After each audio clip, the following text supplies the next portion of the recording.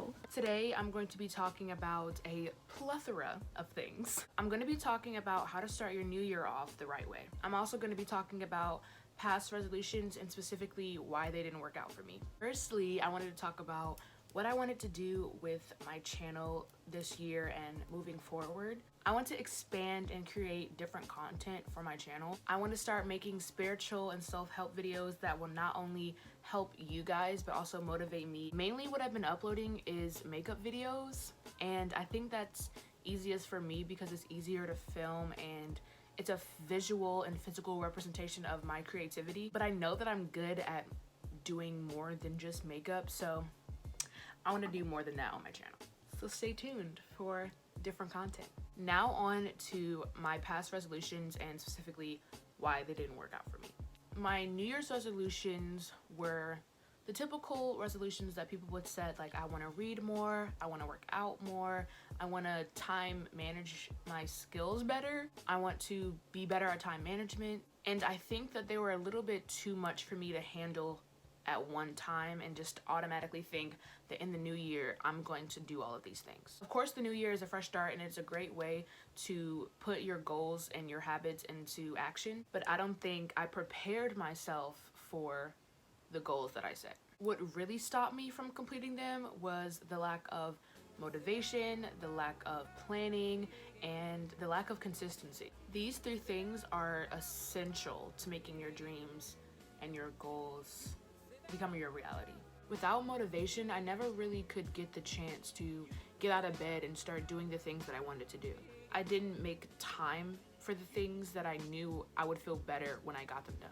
Without consistency, there's no way you will physically and mentally stick your goals in your brain and make them a habit. And without planning, I just go about the day not really knowing when I'm gonna get this goal done or when I'm gonna achieve certain things. Setting goals like, by the end of this month, I will have this done, etc., etc. Accountability is also another one, because if you don't really keep yourself accountable, or if you don't have anyone else keeping you accountable, how are you gonna stay motivated? How are you gonna keep doing what you're doing?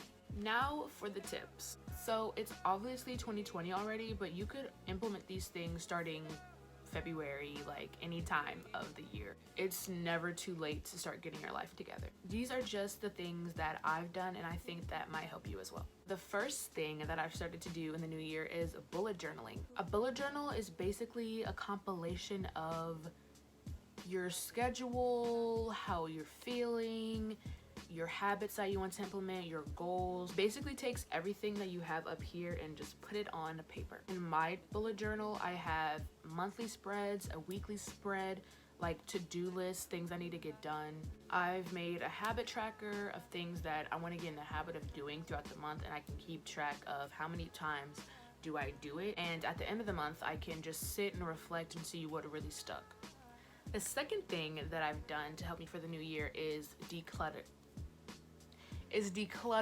more so physically and digitally. I've given away some clothes, I've vacuumed, cleaned up, wiped my mirrors, wiped down my countertop. It just gives me a fresh start. Your physical space is a representation of your mental, so if your physical space is looking kind of like your stuff is all over the place, you can't really find anything, then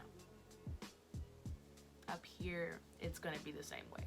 Now digitally, I talk about this all the time, but cleaning out your storage feels so good. I feel like you don't really need 10,000 pictures of yourself making the same pose.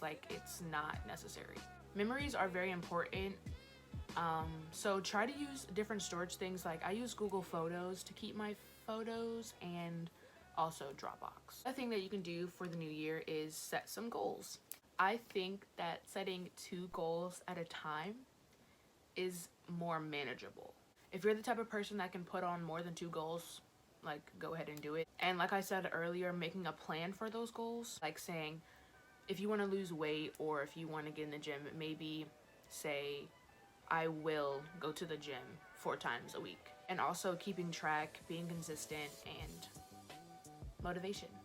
Another thing that I have done to prepare for the new year is making a vision board. I think vision boards are the most physical representation of manifestation. You really get to see what you want out of life or out of the new year. Some people like to put words, some people like to put pictures, whatever you feel like you might get motivated from the most. And the last thing that I have done to prepare for the new year is spiritually aligning myself. I've learned so much about manifestation and the law of attraction within the past few days. It's ridiculous. I meditate and journal mostly more than I do manifest